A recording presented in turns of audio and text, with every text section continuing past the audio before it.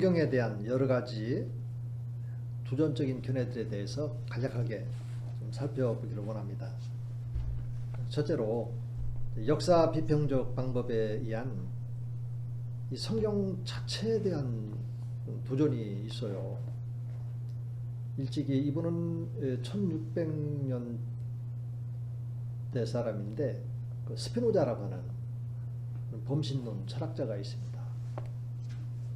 이 스피노자는 모세 오경에 보면 모세에 의해서 쓰여질 가능성은 거의 없다고 이런 주장을 합니다. 그 근거는 뭐냐면 성경에 보면 3인칭으로 표현되어 있다라고 하는 점에서 그렇다고 합니다. 3인칭 그를 그라고 하는 3인칭을 써서 제시했기 때문에 만일에 모세가 썼다면 나로 했어야 마땅하지 않느냐 이런 생각을 가지고 창세기부터 신명기까지 이 저자가 모세가 아니다 그런 주장을 하는 겁니다.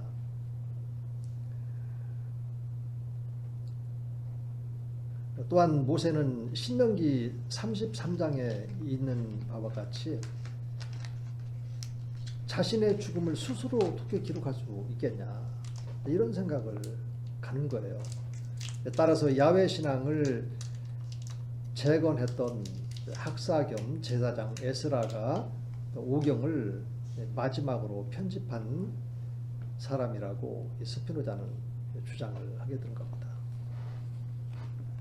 어떻게 보면은 일리가 있어 보이는 것처럼 보입니다만 첫 시간에도 말씀드린 것처럼 그래서 이 성경은 하나님이 저자고 모세는 기록자의 위치에 머물러 있어야 된다. 모세가 저자로 되면 모세는 이성을 가지고 있는 사람이고 그도 죄가 있고 이성에 한계가 있는 건데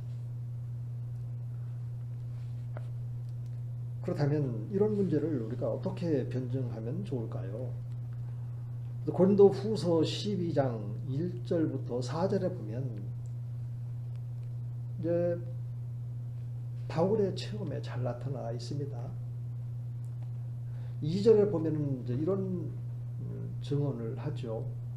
내가 그리스도 안에 있는 어떤 한 사람을 아노니 그는 내가 하고 그는 이런 용어를 쓰죠.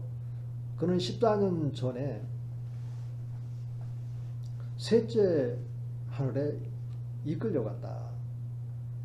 근데 그가 몸 안에 있었는지 또 몸 밖에 있었는지 나는 이렇게 보면 내가 그가 또 내가라고 하는 1인칭과 3인칭을 번갈아 가면서 이렇게 사용하고 있는 것을 보게 됩니다. 그렇다면 여러분들 다 아시다시피 이 본문 말씀에 나와 있는 그가 내가는 바로 동일한 인물인 사도 바울임에 틀림이 없는 것이죠. 그럼 왜 이렇게 내가 그리고 또 그가를 같이 혼용해서 동일 인물로 표현을 하고 있을까요? 그것은 바로 바울의 체험이에요. 그런데 이 성경은 바울 자신의 것이 아니거든요. 하나님께서 지금 바울에게 이런 체험을 주시고 이것이 누군가를 대상으로 해서 이렇게 기록이 되어지고 있는 것이기 때문에 예컨대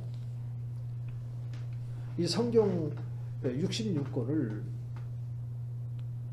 그 저자 중심으로 소위 말해서 이제 사람이 썼다라고 하는 이런 관점에서 본다면 그거는 그가 쓴 책이고 그를 위한 책이 될 수 있지 어떻게 그 나의 것이 될 수 있겠냐 이런 질문과도 같은 것입니다. 그래서 하나님께서는 하나님의 필요에 의해서 그리고 우리들과 하나님과의 친밀한 그 관계를 갖고 또 하나님의 뜻을 우리들에게 전해주기 위해서 어떤 특정한 사람을 택해서 그에게 성령의 감동을 주셔서 그의 의지나 그의 사상이나 그의 이성적인 어떤 것이 작용하지 않고 오직 하나님께로부터, 그래서 이 영감을 영어로 인스피레이션이라고 하는데 인스 안으로, 스폴레이션, 스피릿, 성령 안으로 들어가 있어 있기 때문에, 그러니까는 기록자의 어떤 의지가 작동할 수가 없고 성령 안에 지금 들어가 있기 때문에 성령께서만 역할을 하시는 거죠. 이렇게 성령의 감동으로 성경이 기록되었다라고 하는 말씀이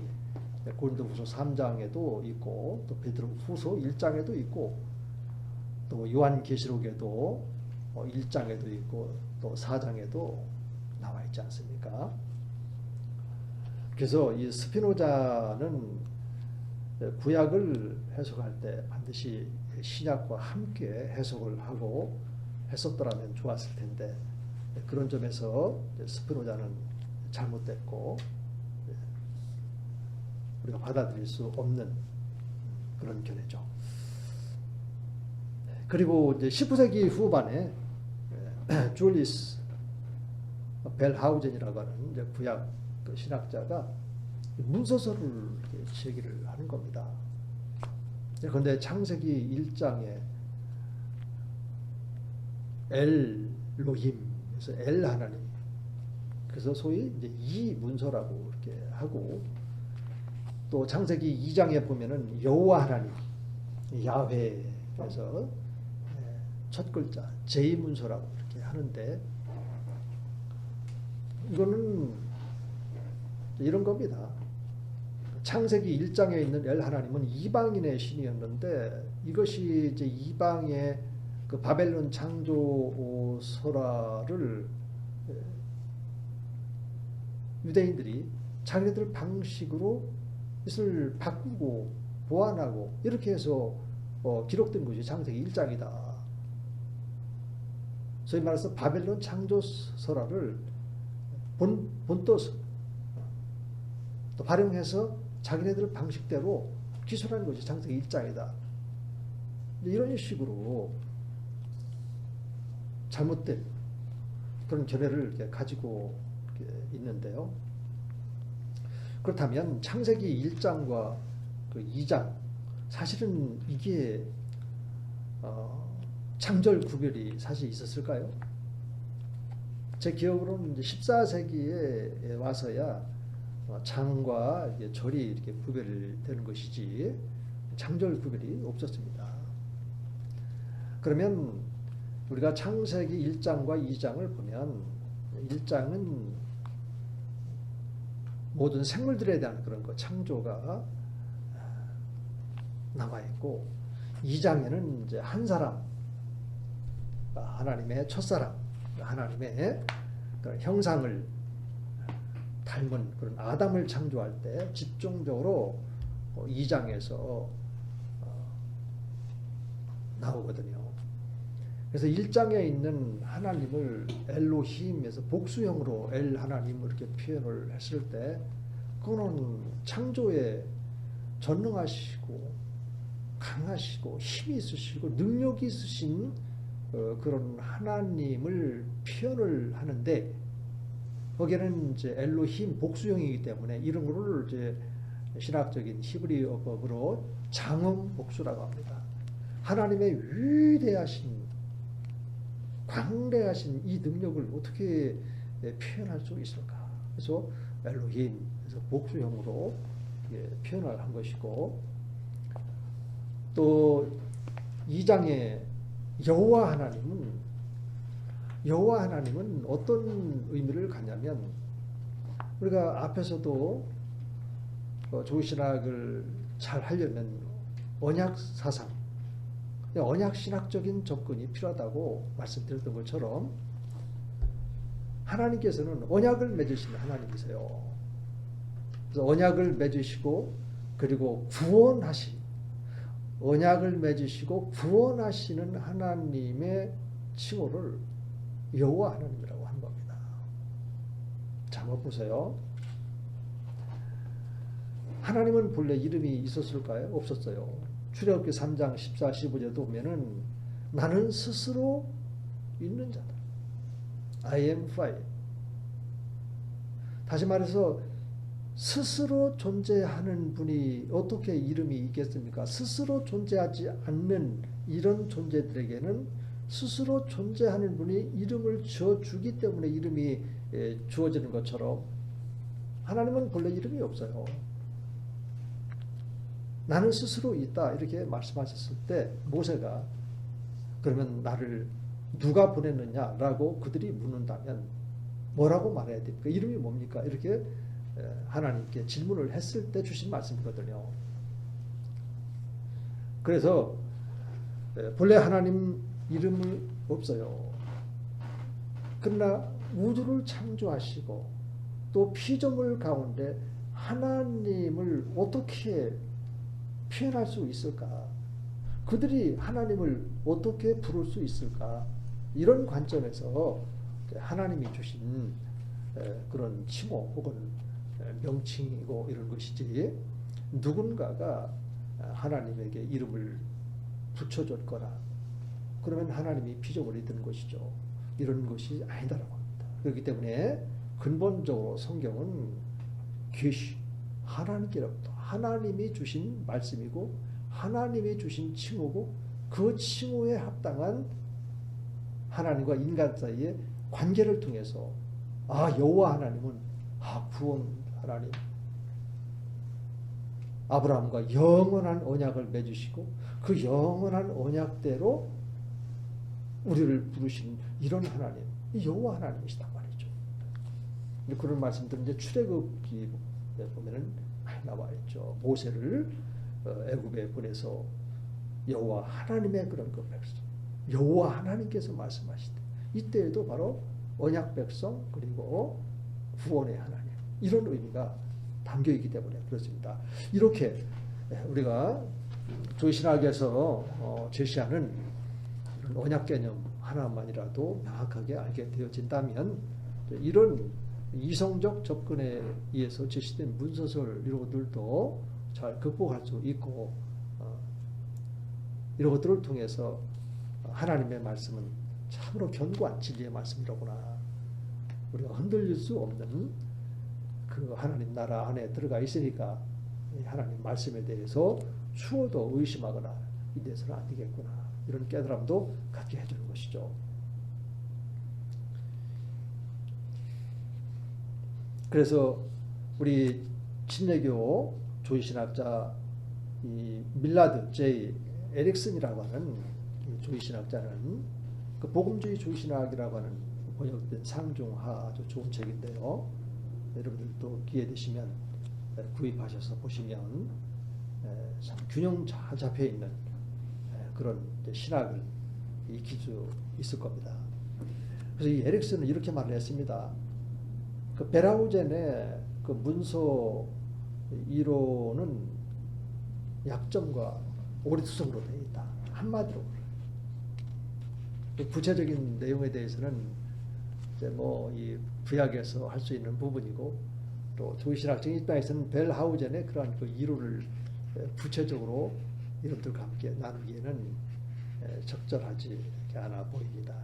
그래서 강의 안에는 제가 기록을 했지만 참조하시고 벨하우젠의 문서설이 왜 잘못되는지에 대해서 제가 말씀드린 것처럼 하나님이 우리들이 부를 수 있는 그런 칭호를 주신 것처럼 엘 하나님과 그 야훼 하나님의 그런 그 특징, 그 이름 안에 담겨 있는 성품이라 할까요, 속성이라 할까요, 하나님의 그런 사역에 대한 그런 특징들을 이렇게 담아 주셨는데 1장 엘 하나님은 창조와 관련된 하나님의 능력을 그리고 2장은 언약과 그리고 구원과 관련되어 있는 의를 담아주신 여호와 하나님 이런 정도로 해서 넘어가도록 하겠습니다.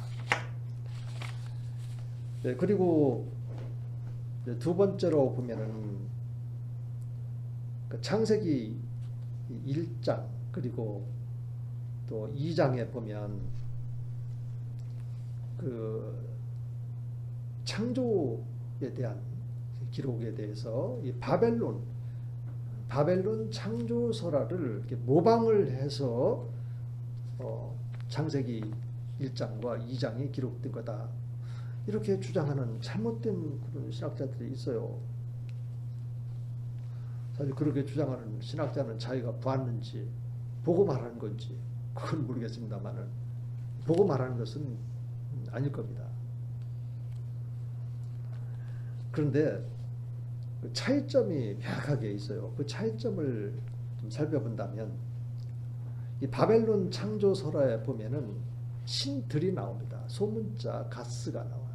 그러니까 신들.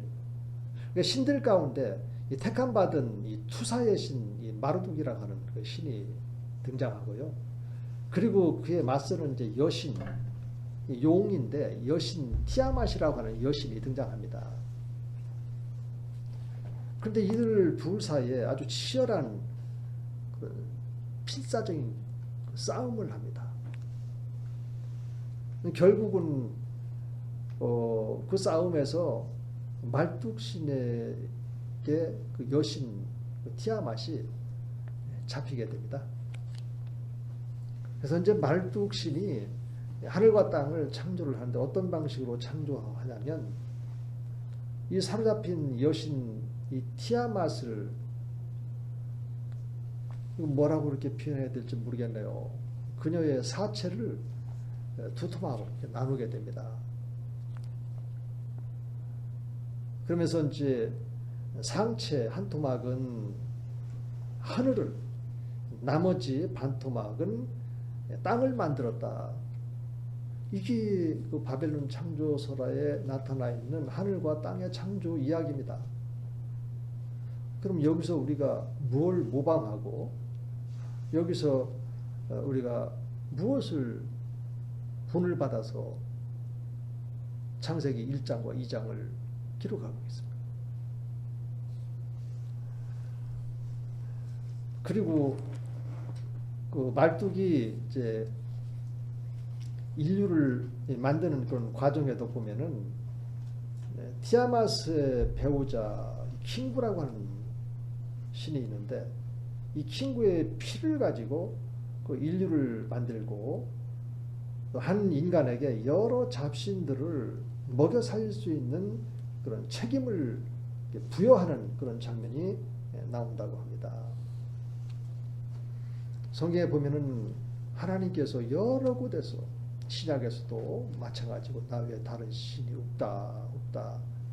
너희는 내 백성이야. 나는 너희의 하나님이라고 하나님 나라 강령이라고 볼 수 있는 그 귀한 말씀들을 근간으로 해서 하나님께서는 끊임없이 다가오셔서 말씀하시고 나 외에 다른 신이 없어. 나만 의지해.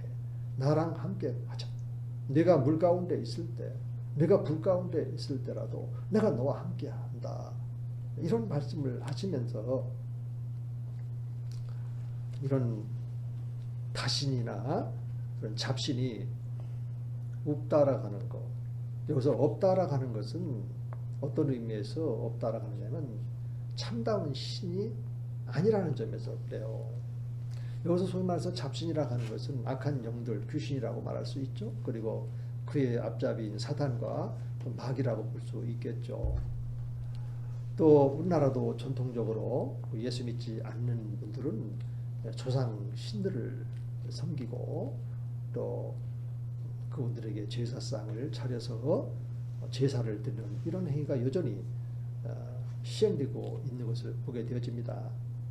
그러니까 이거는 이방 민족들 또 하나님을 알지 못하는 이런 사람들에게서 일어나고 있는 하나의 그런 종교 행위에 불과한 것이지 이것이 어떻게 해서 창세기 1장과 2장의 그런 창조 사건과 그 창조 이야기의 모방이 될 수 있겠습니까? 전혀 맞지 않는 이런 부분이죠. 다만 좀 유사한 점이 있다면 그 바벨론 그 창조 설화 속에서도 물 속의 어떤 그 혼돈을 이야기합니다.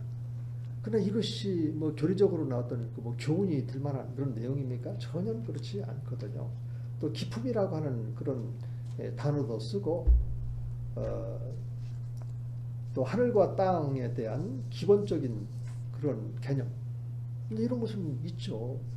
그래서 그들이 하늘과 땅을 말한다고 해서 창세기 1장에 나와 있는 하늘과 땅을 하나님이 창조했다는 이것하고 무슨 상관이 있습니까? 하늘과 땅을 창조하신 하나님이시니까 그 하나님께서 모세에게 감동을 주셔서 기록한 이 진리의 말씀 어떻게 보면 하나님께서도 필요에 의해서 말씀을 주셨다. 이런 관점에서 한번 본다면 하나님이 말씀을 주시기 전에 이방 민족들은 이렇게 잘못된 왜곡된 거짓된 이런 창조 이야기를 만들어서 잘못 가르치고 있으니까 이스라엘 백성들은 하나님의 선택받은 택한 백성이니까 그분들에게 하나님의 존재와 또 우주 창조의 과정들을 알려야 될 필요성이 있지 않겠습니까? 그래서 하나님께서 올바른 진리의 말씀으로서의 하나님의 창조에 대한 진리와 또 정확한 또 구체적인 말씀을 담아서 이렇게 기록된 것이 창세기 1장과 2장이고 이것이 규범이 되고 이것이 기준이 되고 이것이 진리의 말씀으로 우리가 갖고 있는 것이니까 여기서 우리가 흔들려서는 안 되겠죠. 많은 사람들이 이런 잘못된 생각을 가진 사람들의 책을 보거나 또 말을 듣는 가운데 또 하나님의 말씀을 붙잡고 있지 않을 경우에 많이 흔들릴 것 같습니다. 경우에 따라서는 뭐 신학교의 그런 그 신학적인 갈라도 그런 자유주의 신학적인 요소가 있는 이런 분들도 있고 또 그 사상에 또 빠져 있는 이런 분들도 있고 이런 것으로 봤을 때 우리가 갖고 소유하고 있는 이 성경 66권이 얼마나 소중하고 또 그 말씀에 충실하고 그 말씀을 잘 기억해서 때로는 변증적 때로는 전도 및 선교적으로 이렇게 훈련시켜 나간다는 것은 대단한 의미를 갖고 또 중요한 부분이라고 이렇게 생각이 되어집니다. 그리고 아까 말씀드렸던 것처럼 이제 창세기 1장과 또 2장에서 나타나고 있는 하나님의 그런 그 칭호에 대해서 명칭에 대해서 1장은 창조의 하나님이라면 그것도 능력의 하나님이라면 2장에는 언약을 맺으시고 그리고 인류를 구원하시는 그런 하나님이라고 하는 점을 우리가 명확히 알고 있다면 1장과 2장 사이의 차이점에 대해서도 우리가 흔들림이 없을 것입니다. 어떤 사람들은 이제 목회자 가운데도 이제 그렇게 말을 하는 사람이 이제 있는데 그 창세기 1장 하나님께서 우리의 형상과 모양대로 사람을 만들 때 그 사람하고 또 창세기 2장에 나오는 아담하고는 서로 다른 존재다. 그래서 아담은 창세기 1장에 나오는 그 사람들과 같은 존재 가운데 가장 우수한 그 존재, 그 사람의 영혼을 뽑아서 아담에게 넣어줘서 그가 바로 아담이다. 이렇게 가르치는 이 있다고 내가 들었어요. 그런데 이거는 영지주의 이단자 발렌티누스가 그렇게 주장을 했던 겁니다. 그는 잘못된 그 플라톤의 그런 그 사상과 또 자신의 그런 이성적인 그런 사유 이런 것으로 잘못된 해석이지 그런 해석이 올바른 해석이 아니거든요. 또 이런 잘못된 그런 가르침이 있다 보니까 성도들 가운데에도 또 간혹은 또 우리 이제 학생들 가운데에도 그런 질문을 제가 이렇게 받는 경향이 있거든요. 네, 그럴 때마다 이 부분에 대해서도 잘 가르쳐야 되겠구나 이런 생각을 또 가져봤던 그런 때가 있었는데, 자, 이런 의미에서 이 성경은 육하원칙적으로 우리가 잘 정리해서 말씀을 가지고 있고 또 훈련시키는 일이 아주 소중한 것이다 이렇게 생각을 해봅니다. 자, 10분간 쉬었다가 또 지속하도록 하겠습니다.